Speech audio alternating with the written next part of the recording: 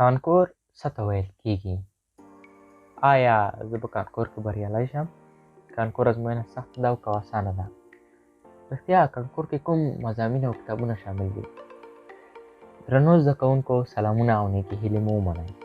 د OPD اکاډمۍ یوټیوب چینل ته ښه راغلاست. زموږ د نن ورځې موضوع چې کومه ده هغه د کانکور ازموینې په اړه ده او تاسو به په دې ویډیو کې د کانکور په اړه اړین معلومات ترلاسه کړئ او همدارنګه په دا سلسله او یا لړۍ چې کومه ده په دې کې به تاسو د کانکور ازموینې په اړه د کانکور ازموینې د مضامینو لپاره څنګه ورته زده کړو، رشته څنګه انتخاب کړو، مهالویش څنګه جوړ کړو، ټول موضوعات به تاسو د کانکور ازموینې په دې سلسله یا لړۍ کې لولئ او دا یې لومړۍ برخه ده.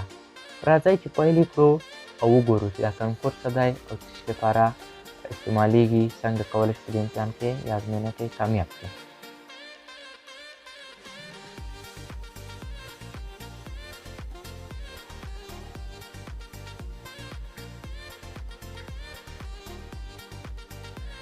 درنو زده کوونکو لومړی موضوع چې کومه یې موږ باید زده کړو هغه ته د کانکور معرفي ده، یعنې کانکور اصلا څه ته ویل کیږي.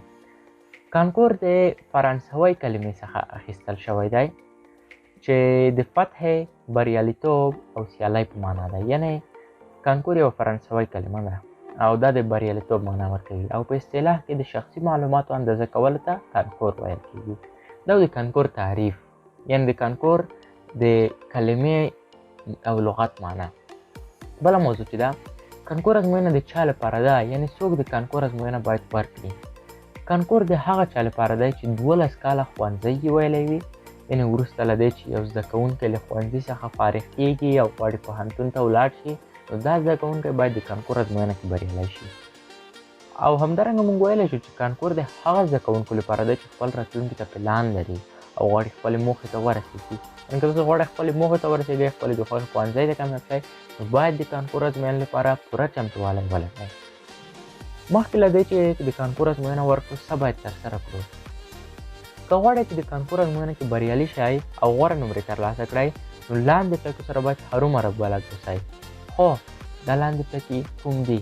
اوس راځم دا ټکي تاسو ته یو په یو تشریح کوم. لومړی ټکی دا دی چې کانکور ازموینه هر کال د ازموینو ملي ادارې له طرفه اخیستل کیږي. یعنې دا ستاسو مکتب هم نه اخلي، د تحصیلاتو عالي وزارت هم نه اخلي، د معارف وزارت هم نه اخلي، بلکې د ځانګړې کومیټه ده چې د ازموینو ملي ادارې په نوم یادېږي او د کانکور ازموینه هر کال د دې ادارې لخوا اخیستل کیږي. بله پوښتنه، دویم ټکی، کانکور ازموینه یو رقابتي امتحان دی چې هر کال له 200 یا 180,000 پورې زده کوونکي او یا هم تر دې پکې ډېر او یا کم وي، یعنې تر 150,000 هم زده کوونکي هر کال په دې امتحان یا ازموینه کې ګډون کوي. نو که غواړئ چې د کانکور ازموینې له لارې خپلې د خوښې پوهنځي ته بریالي شئ، نو تاسو باید د خپلې پوهنځي معیاري نمرې پوره کړئ چې دا هر کال د امتحاناتو ملي ادارې لخوا وروسته له چې د کانکور ازموینه پای ته ورسېده د هغه اړوند کال نو دا اعلانېږي چې جګې او ټیټې نمرې ټولې پکې وي. دریم ټکی، د دې لپاره چې کانکور ازموینه کې بریالي شئ، نو تاسو باید قوي اراده او غوره انګیزه ولرئ.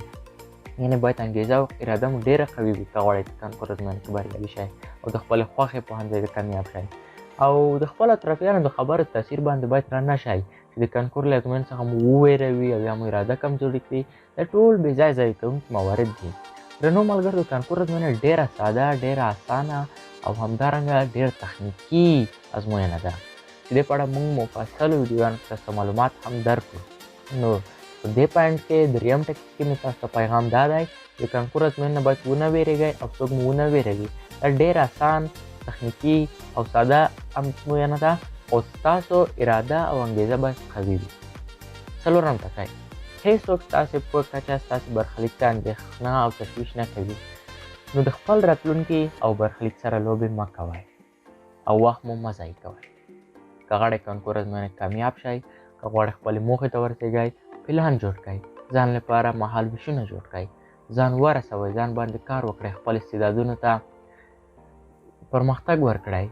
هېڅکله د خلکو خبرو پسې مه ګرځئ، مشوره اخلئ، غوره مشوره ترې اخلئ، خو اضافي او ضایع کوونکې مشورې له هېڅ چا څخه مه اخلئ، ځکه دا ستاسو وخت ضایع کوي او ستاسو وخت بغیر له ستاسو څخه هېڅ چا ته هم ارزښتمن نه دی. نو هیله کوم له تاسو ټولو څخه چې خپل برخلیک سره لوبې مه کوئ. 5م ټکی: آیا موږ کوم سیال هم لرو؟ هو، ستاسې سیال ستاسې پخپله یاستئ او باید له ځان سره سیالي وکړئ چې د تېر په پرتله زده کړې او پرمختګ مو څومره ډېر شوی دی، او د کانکور ازموینې لپاره هم باید تاسې ځان سره سیالي وکړئ او کوښښ وکړئ چې د تېر په پرتله د کانکور مضامینو کې ځان ښکلی کړئ. یعنې د کانکور ازموینې لپاره کوم کتابونه چې دي، کوم مضامین چې دي، هغې کې ځان غښتلی کړئ، ځان باندې کار وکړئ، ځان ته روزنه ورکړئ، مغزو باندې فشار راولئ، لکه تنبلي مه کوئ. کوښښ وکړئ چې ځان ته پرمختګ ورکړئ او د موضوعاتو باندې کار وکړئ. آیا د کانکور ازموینه په همدومره ټکو کې پای ته رسېږي؟ نه. موږ ستاسو لپاره په لنډو او مهمو ویډیوګانو کې د کانکور په اړه معلومات شریک کوو. لاندې برخې پکې شاملې دي. لومړی برخه چې موږ به تاسو سره شریکه کړو هغه دا ده چې کانکور ازموینه کې کوم مضامین شامل دي. دا هم د زده کوونکو پوښتنه ده، په لنډه ویډیو کې وي ستاسو لپاره. دویمه برخه: کانکور لپاره مهالویش څنګه جوړ کړو او وخت څنګه مدیریت کړو. دا به دویمه ویډیو وي، دویمه برخه وي د دې لړۍ.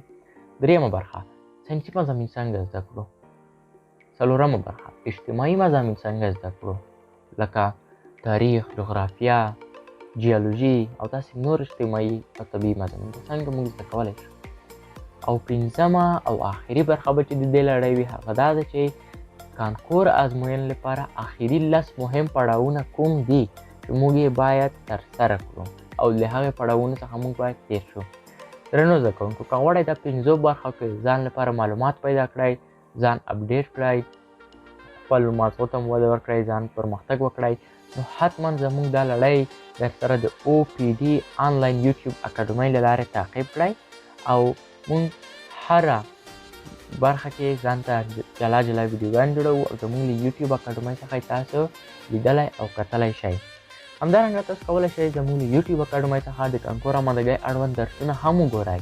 د کیمیا، فزیک، ریاضیات پکې شامل دي او د بیولوژۍ په اړه هم ویډیوګانې موږ په مفصل ډول باندې جوړوو. تاسو سره به په نږدې وخت کې موږ شریکې کړو. تاسو زموږ چینل ته نوي راغلي یاست او دا ویډیو مو نوي لیدلې وي، زموږ چینل سبسکرایب کړئ او زموږ د لا ګړندیتوب او تشویق لپاره او د ملاتړ لپاره لایک او کمنټ وکړئ.